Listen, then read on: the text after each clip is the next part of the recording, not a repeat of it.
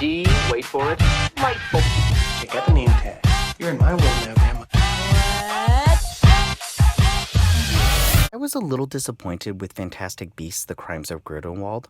On the whole, I felt there were a lot of subplots and too many characters for the film to really explore thoroughly.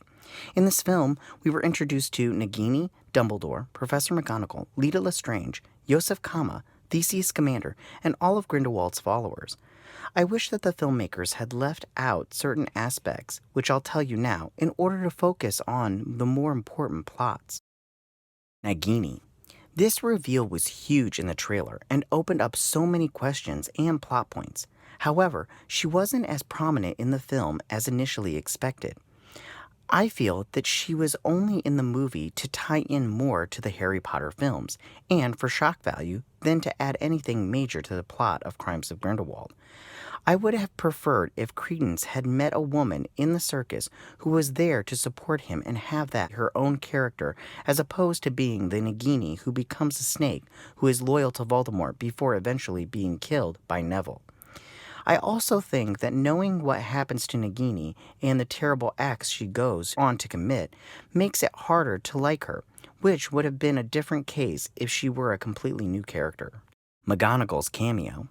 Just like Nagini, McGonagall was included as another Harry Potter connection that pandered to fans. Given that McGonagall was only glimpsed in this film, I don't see why the filmmakers felt the need to include her in this, especially it goes against the Harry Potter canon. Leta's death. I found Leta Lestrange a really interesting character. She had a complicated backstory, both by herself and with Scamander brothers. Instead of being able to explore her character over the course of several films, everything was squashed into this one film. Her death left me more annoyed by the wasted character potential than upset. It just seems that this was only included to add a major death and emotion to the film. For me, this was unnecessary because of Queenie's decision to join Grindelwald and leave Jacob, Tina, and Newt. This was the major emotional moment for me, and I would have preferred to just have this one huge plot point. Credence Dumbledore. Like many other moments, I feel that this big reveal was only added for shock value.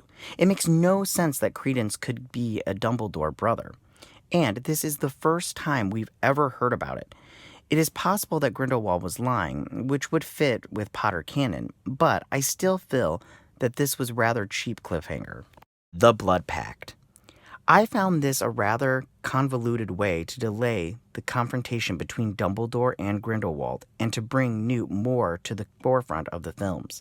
Without this, the series could have easily focused on the relationships between Grindelwald, Credence, and Dumbledore.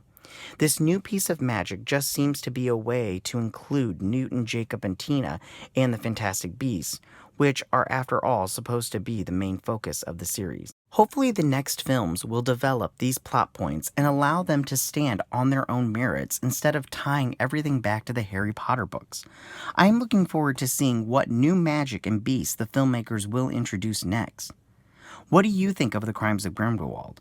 Are there any aspects you would cut instead? Let me know in the comment section down below. Hey nerds, if you like this video, go ahead and click that Geek What icon and subscribe. If you want to see more videos like this, join me every Tuesday where you can check out the list.